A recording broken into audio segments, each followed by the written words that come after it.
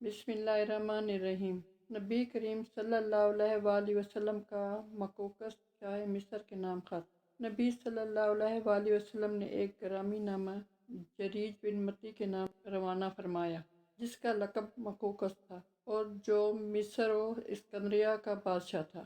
نامہ گرامی یہ ہے: بسم اللہ الرحمن الرحیم۔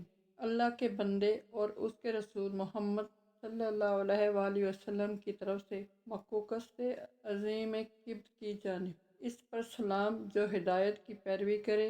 اما بعد، میں تمہیں اسلام کی دعوت دیتا ہوں۔ اسلام لاؤ، سلامت رہو گے، اور اسلام لاؤ، اللہ تمہیں دوہرا اجر دے گا۔ لیکن اگر تم نے منہ موڑا تو تم پر اہل قبط کا بھی گناہ ہوگا۔ اے اہل قبط، ایک ایسی بات کی طرف آ جاؤ جو ہمارے اور تمہارے درمیان برابر ہے، کہ ہم اللہ کے سوا کسی کی عبادت نہ کریں اور اس کے ساتھ کسی چیز کو شریک نہ ٹھہرائیں، اور ہم میں سے بعض کو اللہ کے بجائے رب نہ بنائیں۔ بس اگر وہ منہ موڑیں تو کہہ دو کہ گواہ رہو ہم مسلمان ہیں۔ اس خط کو پہنچانے کے لیے حضرت حاطب بن ابی بلتعہ رضی اللہ تعالیٰ عنہ کا انتخاب فرمایا گیا۔ وہ مقوقس کے دربار میں پہنچے تو فرمایا، اس زمین پر تم سے پہلے ایک شخص گزرا ہے جو اپنے آپ کو رب اعلیٰ سمجھتا تھا۔ اللہ نے اسے آخر و اول کے لیے عبرت بنا دیا۔ پہلے تو اس کے ذریعے لوگوں سے انتقام لیا، پھر خود اس کو انتقام کا نشانہ بنایا۔ لہٰذا دوسروں سے عبرت پکڑو، ایسا نہ ہو کہ دوسرے تم سے عبرت پکڑیں۔ مقوقس نے کہا، ہمارا ایک دین ہے جسے ہم چھوڑ نہیں سکتے جب تک کہ اس سے بہتر دین نہ مل جائے۔ حضرت حاطب رضی اللہ تعالیٰ عنہ نے فرمایا، ہم تمہیں اسلام کی دعوت دیتے ہیں جسے اللہ تعالیٰ نے تمام ما سوائے ادیان کے بدلے کافی بنا دیا ہے۔ دیکھو، اس نبی نے لوگوں کو اسلام کی دعوت دی تو اس کے خلاف قریش سب سے زیادہ سخت ثابت ہوئے، یہود نے سب سے بڑھ کر دشمنی کی اور نصارہ سب سے زیادہ قریب رہے۔ میری عمر کی قسم، جس طرح حضرت موسیٰ علیہ السلام نے حضرت عیسیٰ علیہ السلام کے لیے بشارت دی تھی، اسی طرح حضرت عیسیٰ علیہ السلام نے محمد صلی اللہ علیہ وآلہ وسلم کے لیے بشارت دی ہے، اور ہم تمہیں قرآن مجید کی دعوت اسی طرح دیتے ہیں جیسے تم اہل تورات کو انجیل کی دعوت دیتے ہو۔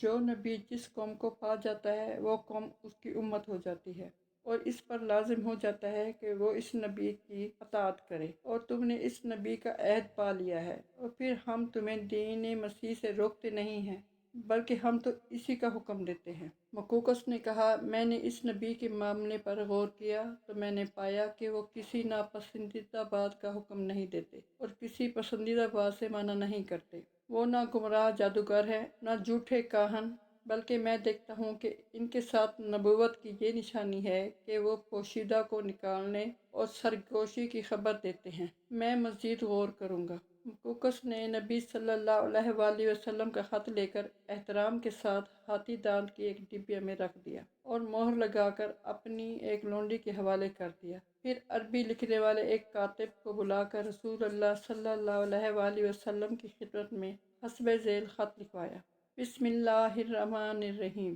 محمد بن عبداللہ صلی اللہ علیہ وآلہ وسلم کے لیے مقوقس عظیم قبط کی طرف سے آپ پر سلام۔ اما بعد، میں نے آپ کا خط پڑھا اور اس میں آپ کی ذکر کی ہوئی بات اور دعوت کو سمجھا۔ مجھے معلوم ہے کہ ابھی ایک نبی کی آمد باقی ہے۔ میں سمجھتا تھا کہ وہ شام سے نمودار ہوگا۔ میں نے آپ کے قاصد کا اعزاز و اکرام کیا اور آپ کی خدمت میں 2 لونڈیاں بھیج رہا ہوں جنہیں قبطیوں میں بڑا مرتبہ حاصل ہے، اور کپڑے بھیج رہا ہوں، اور آپ کی سواری کے لیے ایک خچر بھی ہدیہ کر رہا ہوں، اور آپ پر سلام۔